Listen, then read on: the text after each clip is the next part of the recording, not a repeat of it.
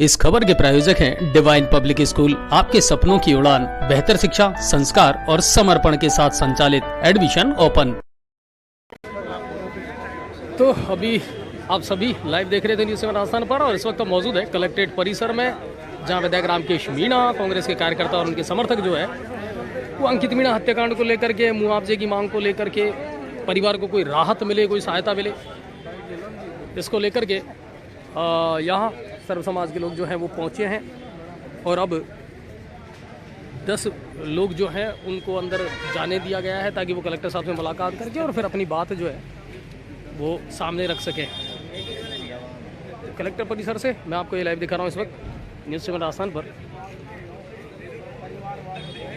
मदद जरूर करते हैं, मगर क्या करें, राजनीति की जा रही है। यहाँ पर एक हिंदू मुस्लिम का दंगा करना चाहते हैं, मगर ऐसा हम होने नहीं देंगे। गंगापुर सबका है, इसमें सभी धर्मों के लोग निवास करते हैं। आज जो ये कलेक्ट्री पर सभी लोग ज्ञापन देने आए हैं विधायक साहब के नेतृत्व में, तो इसमें सभी धर्मों के लोग हैं और हम भी यहाँ पर लगातार धरने पर बैठे होते हैं। हमारी कोई मानसिकता ऐसी है ही नहीं कि हम एक दंगे करवाएं, क्योंकि यहाँ पर गंगापुर शहर है, जनरल सीट है, तो इसमें दंगे हो। और हम तो यही चाहते हैं कि अपराध निबटें और अपराधियों पर अंकुश लगे और दोबारा हम अंकित जैसा भाई न हो।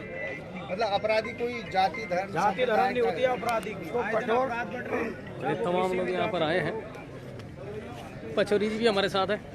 पचौरी सर, जिस तरीके से मामला पूरा चल रहा है, आपको लग रहा है कहीं ना कहीं मुद्दों से भटक रहे हैं, इस पर राजनीति ज़्यादा होने लगी है बजाय इसके कि पीड़ित परिवार को सहायता की हम बात करें और उसको कैसे न कैसे करके राहत मिल जाए? देखिए, पहले तो आपके चैनल को धन्यवाद जो आप शुरू से इस मुद्दे को लाइव दिखा रहे हैं और पीड़ित परिवार की जो भी हेल्प के लिए वो आप मीडिया वाले भी बात कर रहे हैं। और ये मुद्दा वाकई एक शर्मसार करने वाला है। पीड़ित परिवार की जो मांगे हैं वो जायज़ मांगे हैं। वर्तमान जो विधायक हैं रामकेश जी, वो पहले भी ज्ञापन दे चुके हैं। आज फिर दोबारा कलेक्टर साहब से मिलने गए हैं 10 जनों के प्रतिनिधिमंडल के साथ। और ये मांग कोई नई मांग नहीं है, ये जायज़ मांग है। पीड़ित परिवार को ये मांगे जो मांग रहा है पीड़ित परिवार, राज्य सरकार को पूरी करनी चाहिए। और एक जो विधवा है, उसके छोटे छोटे बच्चे हैं, उसके परिवार का क्या होगा? अभी तो उन्होंने दुनिया देखी ही नहीं है। आज उनको ये पता नहीं है कि हमारे पिताजी भी इस दुनिया में नहीं रहे।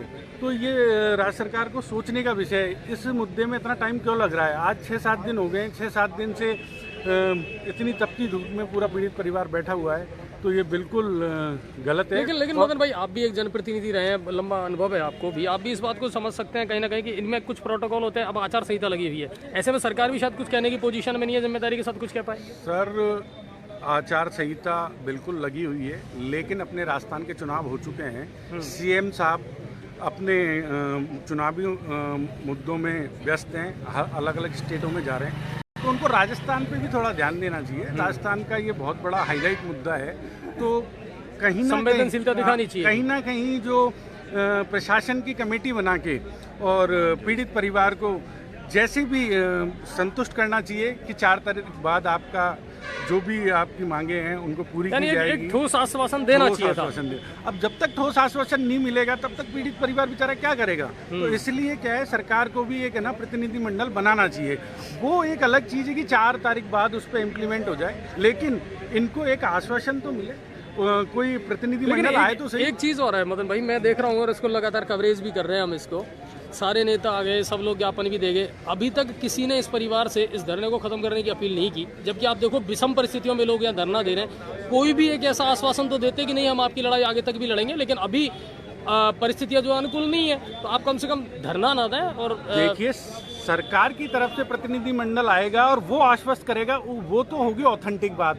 आज अगर विपक्ष में हमारे एमएलए साहब है, वो तो रिक्वेस्ट ही कर सकते हैं, ज्ञापन ही दे सकते हैं। वो कैसे पीड़ित परिवार का धरना तोड़वा सकते हैं? क्योंकि उनके हाथ में नहीं है। अगर सरकार उनकी होती तो वो ऊपर जाके और इस काम को करवा सकते थे, लेकिन आज वो वार्तालाप भी कर सकते हैं, ज्ञापन ही दे सकते हैं, लेकिन सरकार की स्टेट गवर्नमेंट का कोई प्रतिनिधि मंडल आए और वो आश्वस्त करके धरना तोड़वाए, वहाँ तक तो ठीक है। अब बेचारे 6 दिन से ये बैठे हुए हैं और उसके बाद अभी आम लोग अगर धरना तोड़वाते हैं तो उसका कोई उचित नहीं है ना। नहीं, लेकिन अभी एक बात बताओ, सरकार की क्या एक तरीके से सरकारी चल करके आ गई है डॉक्टर किरोड़ीलाल आगे, लेकिन वो भी वही है कि हवा हवाई बातें करके चले गए, कोई आश्वासन देकर के गए नहीं। डॉक्टर साहब ने बिल्कुल स्पष्ट रूप से कहा है कि भाई मैं सीएम से बात कर रहा हूँ, क्योंकि वो भी बेचारे अभी असमर्थ हैं, वो भी असमर्थ हैं। तो अगर वहाँ से राज्य सरकार की तरफ से अगर कोई कमेटी बनती है और फिर आके आश्वस्त करती है तो वो पक्की बात होगी। चलिए, तो कुल मिलाकर के ये है कि कोई ठोस आश्वासन परिवार को मिले, ताकि परिवार जो है थोड़ा सा उन्हें ये भरोसा पैदा हो जाए कि हाँ सरकार उनके साथ है और जो है काम होगा। और परिवार आज 7वां दिन है और यहाँ धरना जो है लगातार चल रहा है। विधायक रामकेश मीणा, उनके साथ 10 लोग जो हैं वो अब ज्ञापन देने ऊपर गए हैं। पुलिस की चाक चौबंद व्यवस्था यहाँ पर है। आज 7 दिन इस पूरे घटनाक्रम को हो चुके हैं। 7 दिन, 7वां दिन है आज जहाँ ये मामला पूरा चल रहा है और धरना अभी तक जारी है। शहर के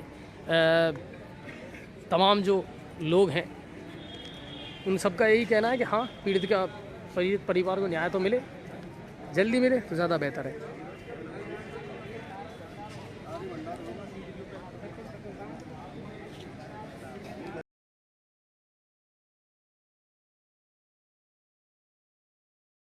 हमारी कलेक्टर साहब से बात हुई है, उसमें कलेक्टर साहब ने ये कहा है कि हम 8.25 लाख रुपए तक ST/SC में जो प्रावधान है वो 8.25 लाख रुपए तक तो वो हम देंगे, और जो महिला है विधवा, जो उनकी पत्नी है, उसको संविदा पे नौकरी देने के लिए अपने परिवार ने अभी ये कहा है कि भाई हमको सालोदा के आसपास कोई स्कूल में, क्योंकि महिला ने B.Ed कर रखी है, तो आसपास के कोई स्कूल में ही उनको जो है संविदा पे नौकरी पे रखा जाए। तो अभी 3-4 स्कूलों में अभी बात की है, जहाँ भी कहीं कोई जगह निकलेगी, कोई खाली होगा, वहाँ संविदा पे इस महिला को तुरंत नौकरी देने के लिए भी कलेक्टर साहब ने हाँ किया है। और जहाँ तक 50 लाख रुपए का पैकेज का मामला है, वो पैकेज का मामला आचार संहिता लगी हुई है 4 तारीख तक, तो उसके बाद में ही CM साहब के यहाँ निर्णय, उनसे बातचीत करने के बाद में वो निर्णय 4 तारीख बाद में हो पाएगा। और इस परिप्रेक्ष्य में क्योंकि परिवार जो है बहुत आर्थिक रूप से कमज़ोर है, तो मैंने भी मेरी तरफ से, स्वयं की तरफ से 5 लाख रुपए की आर्थिक घोषणा उनको करी, 5 लाख मेरे स्वयं की तरफ से। और MLA कोटे से भी उनके कोई परिवार में या कोई आसपास ऐसा कोई काम होगा जो भी वो चाहते हैं, वो मुझे जो बताएंगे। MLA कोटे का जहाँ पैसा लग सकता है वो कानून के अनुसार लगता है, गाइडलाइन के अनुसार लगता है। उस पैसे का जहाँ भी वो उनको ज़रूरत होगी, 10 लाख रुपए तक का मैं MLA कोटे से उस परिवार की मदद करूँगा। अब ये इसके बाद भी परिवार ये कह रहा है, राम बाबू जी ये कह रहे हैं कि भाई हमको डॉक्टर साहब से बात हमारी हुई है और डॉक्टर साहब से हमको एक बार बात करने के लिए समय चाहिए। तो मैंने उनको कहा है कि आप डॉक्टर साहब से बात कर लो। वो भी इस परिवार को आर्थिक मदद करना चाहते हैं, वो इस परिवार को, क्योंकि बहुत पहले से जुड़े हुए हैं डॉक्टर साहब भी, डॉक्टर किरोड़ीलाल जी भी इस परिवार से, तो वो भी इस परिवार का भला करना चाहते हैं। तो हमने कहा भाई आप शाम तक उनसे भी बात कर लो, डॉक्टर साहब से भी, और सरकार में मदद तो डॉक्टर साहब के कहने से होगी। तो हमने उनको ये कहा कि भाई आप डॉक्टर साहब से बात करके और जो मदद सरकार से हो जाए वो मदद आप और कर लीजिए, लेकिन आर्थिक रूप से मदद भी हो जाए इस परिवार की, इनको सांत्वना भी मिले और शहर में अमन चैन भी रहे, कानून व्यवस्था भी बनी रहे। मैं ये बात कलेक्टर साहब से करके आया हूँ, परिवार हमारे साथ में था और अब शाम तक वो जवाब देंगे, जैसे भी है वो फिर मामला जो है आगे बढ़ाया जाए। अच्छा, एक चीज़ और है सर, जैसे अब ये लोग धरना दे करके बैठे हैं, आश्वासन आप लोगों ने भी दिया है और प्रोटोकॉल जो अभी है वो भी आप भी अच्छे से समझते हैं, नहीं लगता कि धरना खत्म होना चाहिए ताकि सोशल मीडिया पर इस तरह की कोई बात उनसे अनुरोध कर रहा हूँ भाई धरना आप खत्म कीजिए।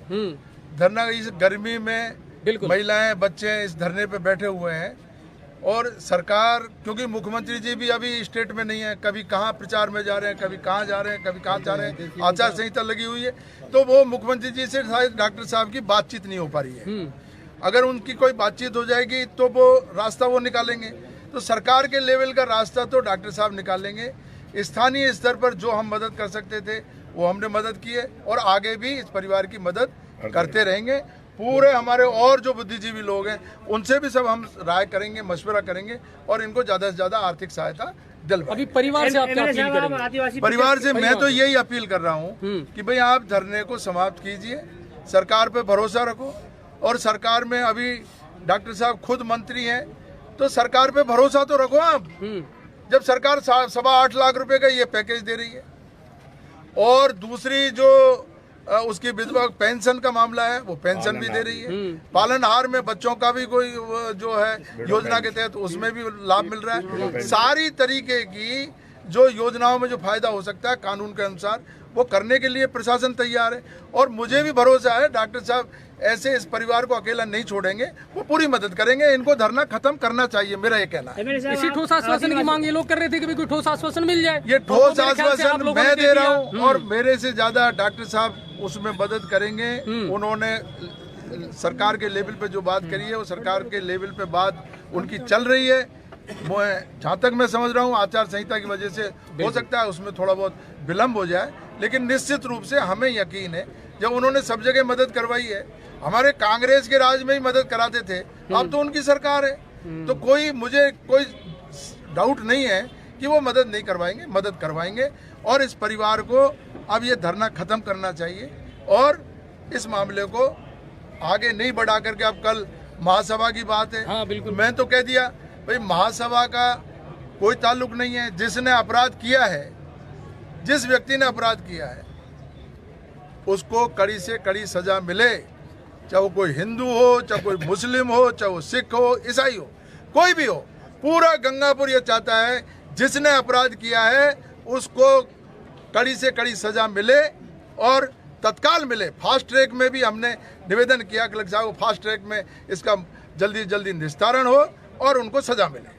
तो कल की महापंचायत को लेकर के फिर महापंचायत का परिवार के ऊपर है, परिवार क्या चाहता है। हमने तो हमारी अपील कर रहे हैं कि भाई महापंचायत को आप ड्रॉप करिए और आपकी जो मांगे हैं वो मांग तो सरकार पूरी करेगी, महापंचायत इसमें क्या करेगी। जैसे मैं पूछना चाह रहा हूँ, महापंचायत अगर समाज के लोगों को आप इकट्ठा भी करोगे तो समाज के लोग तो पंच पटेल हमारे अपनी बात रखेंगे, लेकिन अल्टीमेटली सब कुछ जो भी निर्णय करना है सरकार को करना है। तो सरकार के लेवल पे हमारे पास मजबूत आदमी है डॉक्टर किरोड़ीलाल जी। मैं भी आपके माध्यम से उनसे विनती कर रहा हूँ इस परिवार को ज़्यादा से ज़्यादा आर्थिक सहायता दें और उनकी मदद करवाएं। एमएलए साहब आप आदिवासी प्रदेश अध्यक्ष भी है हैं और काफी मदद भी की है और समाज में काफी कुछ अंदर बात लोगों से क्या सारी बातें पॉजिटिव कुछ निकल करके आया। पॉजिटिव ये निकल करके आया है जितने भी हमारे कि सर्व समाज हमारे साथ है और सर्व समाज ने ही ये मीटिंग रखी है और मीटिंग को रखने का ध्येय यही था कि जो नेता हैं, जो राजनीतिक दल है, वो 5 लाख रुपए दे रहा हूँ प्रेशर में आए और जो हम लोग बैठे हैं उसकी सुनवाई हो। जो जितनी सारी बातें एमएलए साहब बता रहे हैं ये सारी बातें तो हमें फर्स्ट दिन से ही क्लियर है हमारे सामने, क्योंकि प्रशासन के द्वारा और कलेक्टर साहब, एसपी और सबके आप देखते हैं, रोज ही आप चलते हैं और जितने भी अन्य समाज से ज्ञापन दिए जा रहे हैं उन सबके साथ ये चीजें निकल के बाहर आ रही है।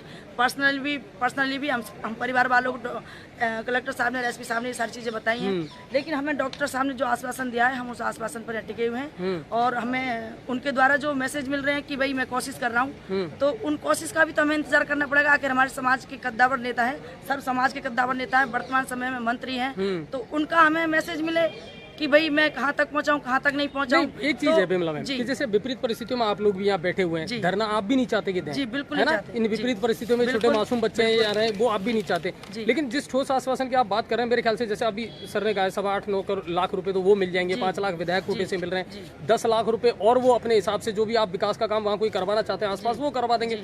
और इसके अलावा मंत्री से जाकर के मिलना, क्योंकि आचार संहिता एक प्रोटोकॉल है जिसका हमको सबको फॉलो करना है, तो और फिर हमें हमारे सर्व समाज के बाबा किरोड़ी पर पूरा विश्वास है कि उनको मुख्यमंत्री साहब से मिलने में इतना विलम्ब नहीं होना चाहिए और यदि हो रहा है तो किसी कारणवश हो रहा है, लेकिन हमें उनके मैसेज का उनके जवाब जरूर चाहिए। बस इतना था, क्योंकि हम उनकी उम्मीद पर बैठे हुए हैं, जो हमको वो यहाँ देके गए सर्व समाज के सामने दिए, तो हम उस जवाब का तो सर वेट करेंगे। तो तब तक अगर वहाँ से कोई पक्का आपको मिल जाता है तो फिर वो वहाँ से कहेंगे कि यहाँ पड़ जाओ तो हम तुरंत हट जाएंगे। पर हमें उनका इंतजार है। चलिए, तो कुल मिलाकर के ये है कि विधायक महोदय से भी बात हुई है और अब जो निकल करके लब्बो लबाब आया वो सिर्फ ये है कि पीड़ित परिवार भी नहीं चाहता कि वो धरना दें या बैठें बेवजह, लेकिन ठीक है, ठोस आश्वासन अगर उनको डॉक्टर किरोड़ीलाल मीणा के द्वारा मिल जाता है, जो खुद सरकार में हैं, जो खुद एक तरीके से सरकार है, उनके द्वारा अगर वाजिब कोई आश्वासन मिलता है तो ये पीड़ित परिवार जो है अपने घर चला जाएगा। जिस तरह की सामने बातें निकल करके आई हैं और विधायक रामकेश मीणा ने आज अपना ज्ञापन दिया है, कलेक्टर से बातचीत की है, मुलाकात की है और उसके बाद में निकल करके पॉजिटिव ही रेस्पॉन्स आया है और ये अच्छी बात है। शुरू से ही वो एक पॉजिटिव रेस्पॉन्स रहा है।